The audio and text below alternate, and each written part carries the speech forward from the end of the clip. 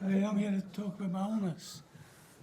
So, I started in a pit and I left the school in 1964, 65. So I worked in a pit for 20 years, 2 different pits, Lady Victoria and Bolson Glen. I worked in the face line for about 16 years.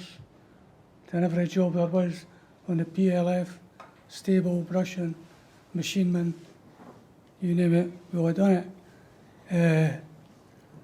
Worked away there quite happily till the pit shut. And then done a few jobs after that. And I started up my own window cleaning business. So it was going pretty well. And then I felt I couldn't get up the ladder. I just didn't have the breath. And my legs seemed to get weaker as well. So I was just wondering what was happening, because it was quite frightening. And walking up hills, I couldn't manage it. And I was quite fit, I'd played football all my life. I was still playing football till I was in my 40s and that. So eventually I had to go to the doctor, who obviously couldn't diagnose what it was. So he had to send me to this professor. He thought it was this sarcoidosis, a weakening of the muscles. So he sent me to the hospital, seen different consultants. But every consultant and the professor, I always mentioned, I worked in the pit for 20 years, saying, all the dust and stew could I not have nothing to do with my chest and my breathing?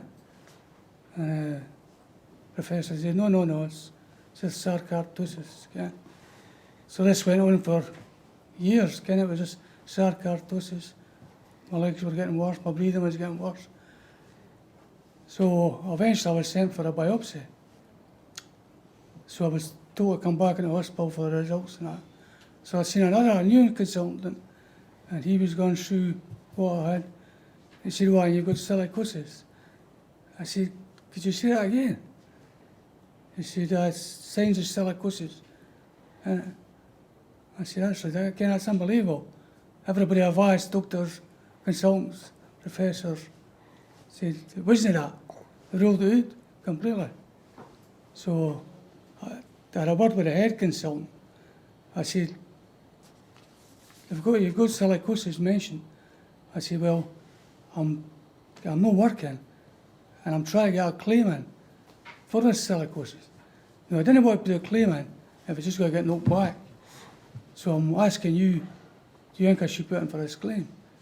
He says, well, I'm telling you now, he said, I've put in for a lot worse claims than yours, a lot less claims than yours, and I've won.